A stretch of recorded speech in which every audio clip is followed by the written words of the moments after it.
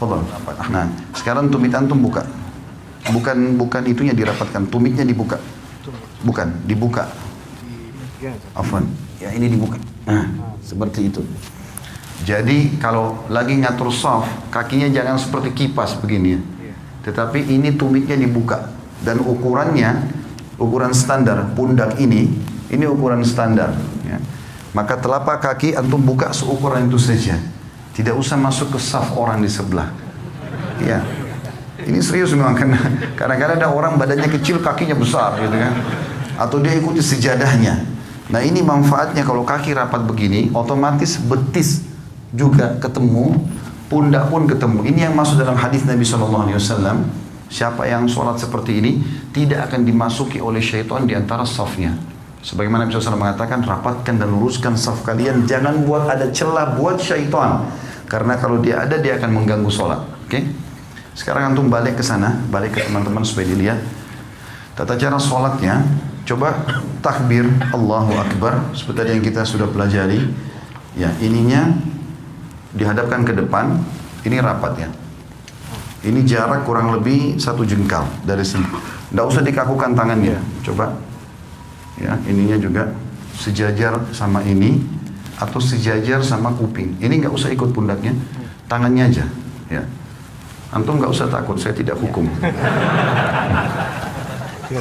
Coba dilenturkan saja, lihat saya, dilenturkan saja tangannya. Nggak usah kaku. Ini semuanya ke depan dan rapat. Sejajar dengan pundak atau sejajar sama kuping, ya. Ya. Ini ujung kuping. Dan ini standar tadi saya bilang. Ini standarnya. Takbir, kalau mau ruku juga Allahu Akbar, ya. Kalau mau sujud juga sama nanti. Sudah? Sekarang letakkan di dada pada saat takbir, ya, di ulu hati saja. Ya. Ini cara yang pertama adalah punggung kanan ketemu sama punggung kiri. Kemudian cara yang kedua, pergelangan kanan memegang pergelangan kiri, digenggam. Genggam begini. Ya, seperti ini betul. Ini digenggam.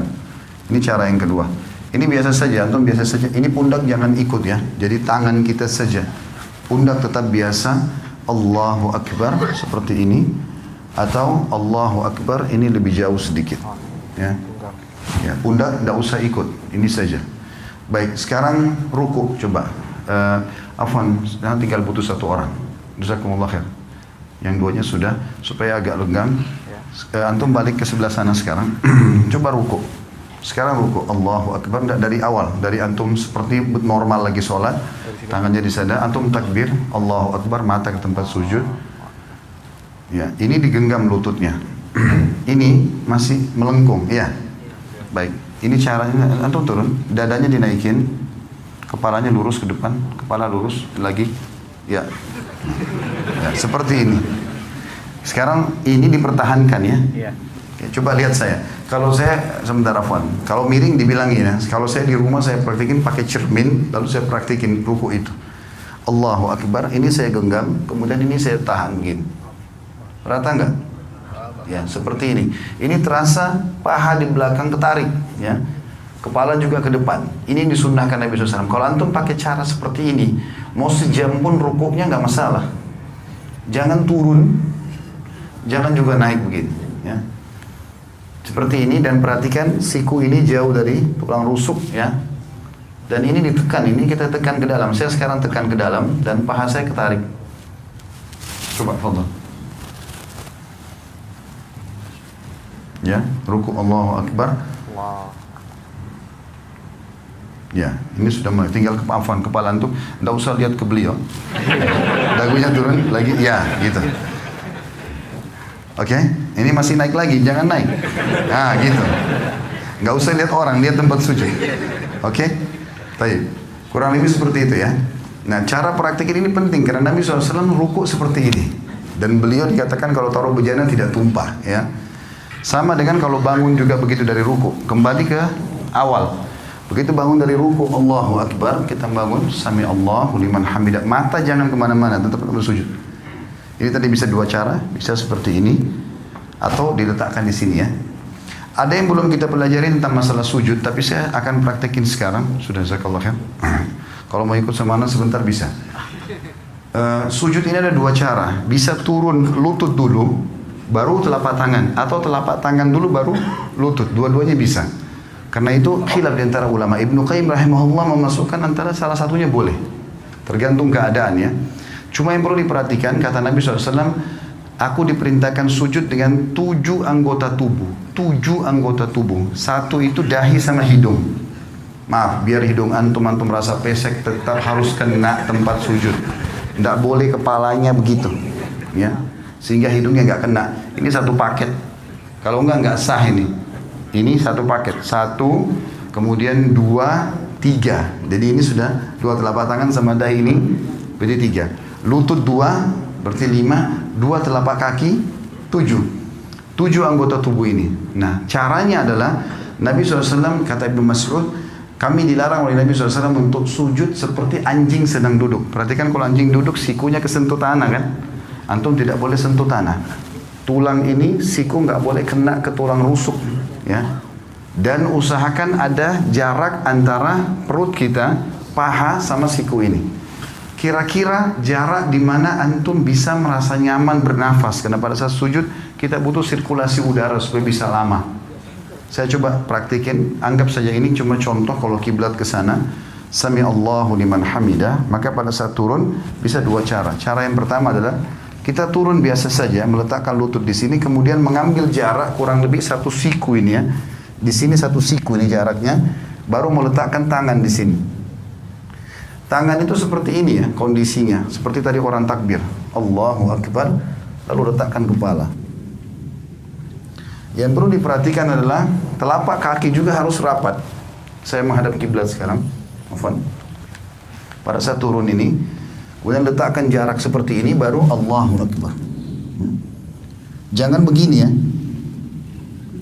terlalu dekat sehingga tidak bisa bernafas. Atau ada juga orang terlalu jauh. Tapi anjuran ulama adalah 1 siku dari lutut kita, kurang lebih jaraknya begini. Ini kita letakkan telapak tangan di sini. Dan rapat semuanya seperti ini ya. Atau cara yang kedua itu adalah telapak tangan dulu yang turun. Telapak tangan dulu yang turun, maka tata caranya tidak boleh seperti unta duduk. Tidak boleh seperti unta duduk. Saya akan kasih contoh, walaupun saya bukan unta. Maka cara untuk, kalau tadi kan lutut dulu sederhana cuma turun begini ya. Sekarang kalau mau telapak tangan dulu, maka caranya adalah turunkan badan dulu seperti mau turun lutut tadi. Misalnya sudah dekat, baru kemudian letakkan telapak tangan ke depan. Seperti ini. Ya. Yang dilarang itu seperti unta itu kalau orang turun begini. Nah, begitu juga dia pada saat berdiri.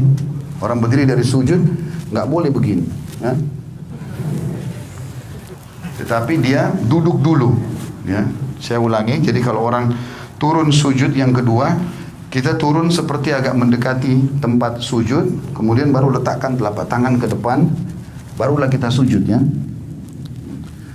Duduk di antara 2 sujud, menegakkan seluruh ruas tulang belakang sampai terasa dada terbusung ke depan.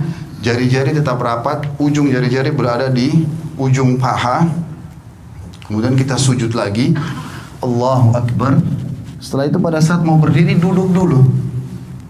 Sunnah Nabi SAW duduk dulu. Duduk seperti ini. Dan ada 2 cara. Cara yang pertama, menekan paha untuk berdiri ke atas.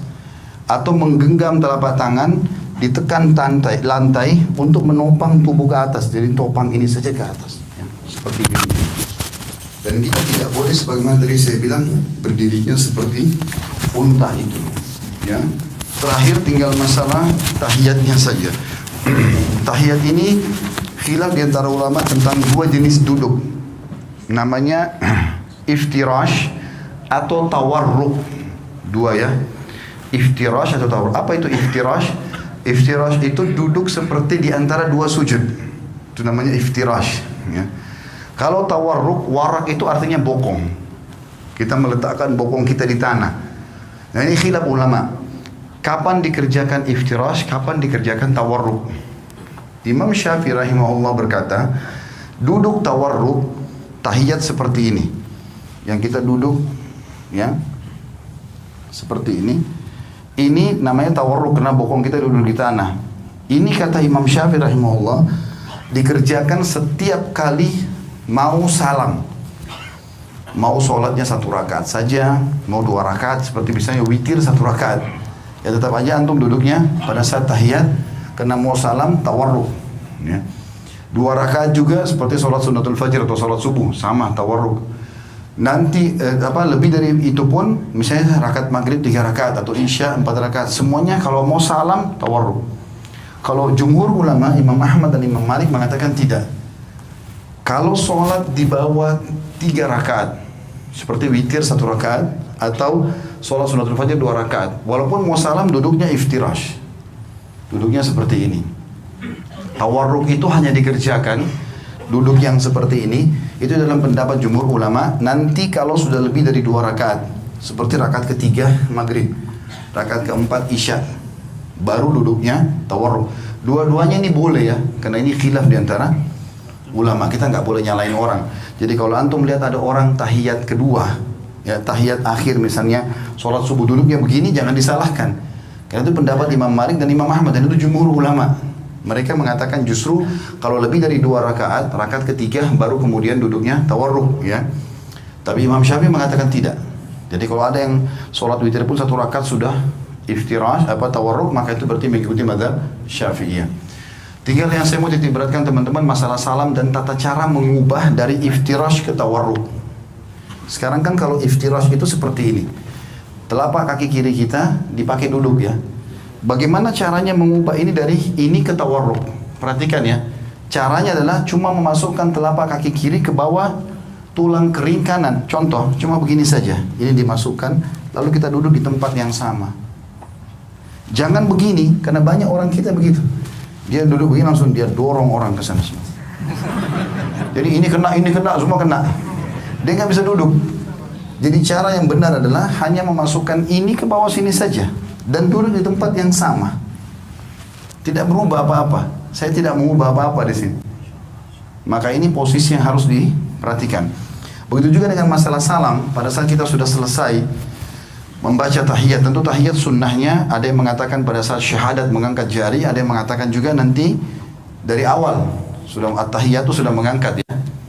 Dan hadis riwayat Tirmidzi khilaf di antara ulama tentang masalah itu, tentang hadis Nabi SAW bahwasanya gerakan jari di tasyahud lebih keras bagi iblis daripada cambukan besi. Ada yang menghasankan, ada yang melemahkan.